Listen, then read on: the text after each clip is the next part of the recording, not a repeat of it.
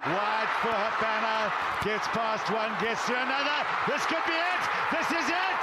Habana has scored. Bryan Habana was one of the most explosive try-scoring machines to ever have played this game. His ability to accelerate away from opposition and score game-winning tries was a hallmark of his highlight-filled career that started back in the early 2000s and ended with Toulon in 2018. The young Bryan Habana was a talented player. He started his schooling career at KES, or King Edward VII school in Johannesburg, which is a well-renowned rugby and sports school. After school he went on to the University of Johannesburg, which is a very normal thing for South Africans to do, and normally players go on to play in the Varsity Cup before attempting to move on to the next level. His ridiculous talent levels, however, took him there a little earlier. His rugby career as a professional player started a little less spectacularly with the Lions in 2002, where he played till 2004. When he made the move over to neighbouring Blue Bulls, things really started heating up. For Donald, Lauaki, now they're running onto him. Quick hands! That's the end of it! Habana's away again! Oh dear, dear! Right on half-time, and Bryan Habana gets his second, and the Bulls are way on top. He played for the Blue Bulls from 2005 till 2009, and he went on to win 2 Super Rugby titles with them in 2007 and 2009 respectively. His game-winning try in the 2007 final against the Sharks has gone down as one of the most amazing individual feats of brilliance of any rugby player, where he literally single-handedly won the game for the Brilliant tackle there.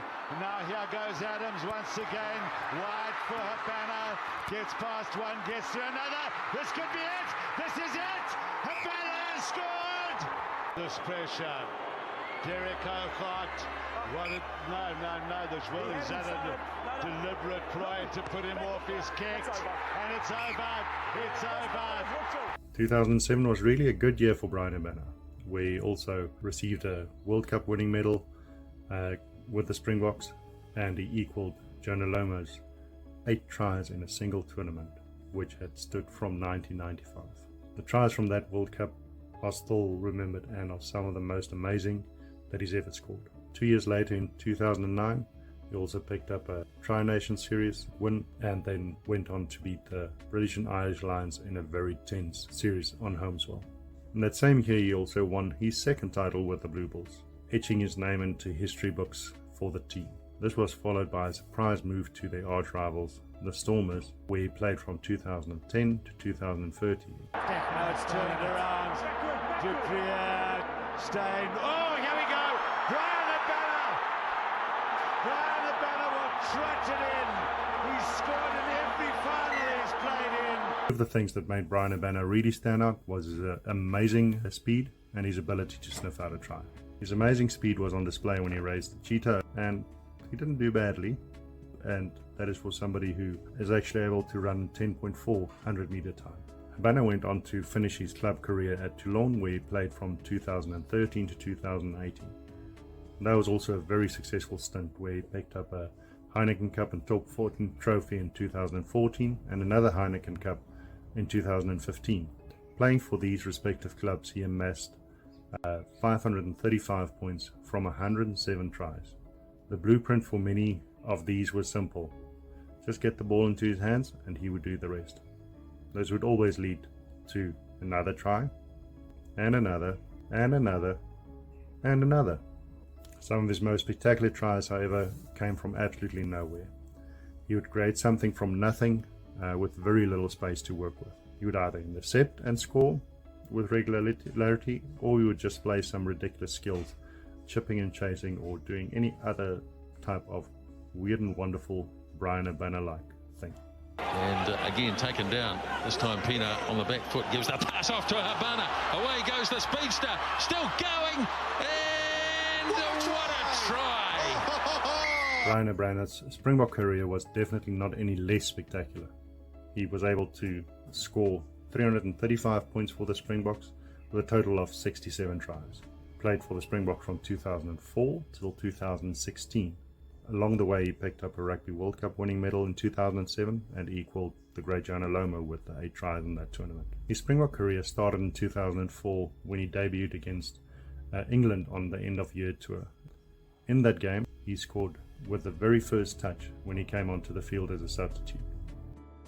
An excellent performance by the England defence, but now they'll be tested as Jaco van der Westhuizen goes streaking through, and then he finds his man outside. It's Habana who's come onto the field to score on his debut. So out of nothing, South Africa strike. That, however, was definitely a sign of things to come for the brilliant Bryan Habana. From there, he had almost endless success for the next couple of years. There was the World Cup win in 2007 with all of those spectacular tries. There was the Tri-Nations win in 2009, and in that same year he picked up a series of wins against the British and Irish Lions. He was also not holding back on the individual awards, where in 2007 he won World Rugby Player of the Year, and in 2005, 2007 and 2012 he was named South Africa's Player of the Year.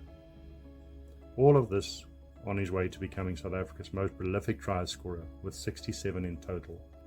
That actually put him in the second position in terms of world rugby for all-time test try scorers.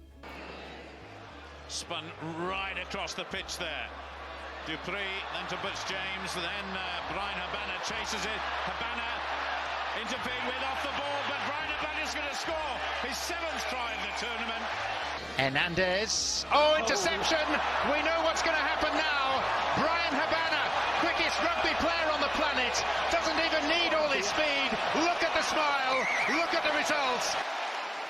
The Bryan Habana tries in a Springbok jersey are just spectacular and an almost endless highlight reel. There are some countries that he scored against a little less, and there are some countries where he would just pick up tries with regularity.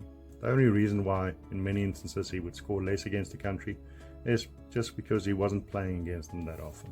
It was, however, clear that his favourite opponents to score against were the big guns at the time. The one that received the biggest return was when he played against Australia, where he ran in 9 tries. Against Argentina, he scored 8.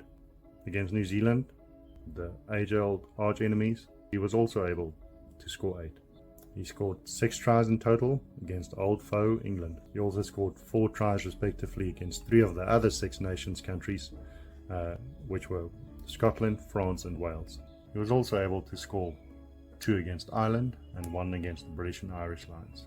As for the smaller teams in the opposition that he didn't play against regularly, there was a whole different interesting bunch of tries scored. He ran 2 against Uruguay and 1 against Namibia, and he got a massive return when playing against Samoa, where he scored 8. He scored 6 against Italy, and he went on to score 5 against the USA. All things said, Bryan Habana had a spectacular rugby career and was one of the most electric players to ever play the game.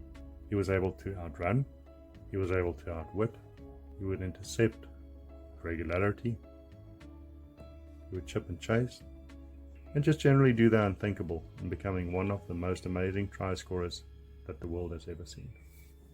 Period of extra time.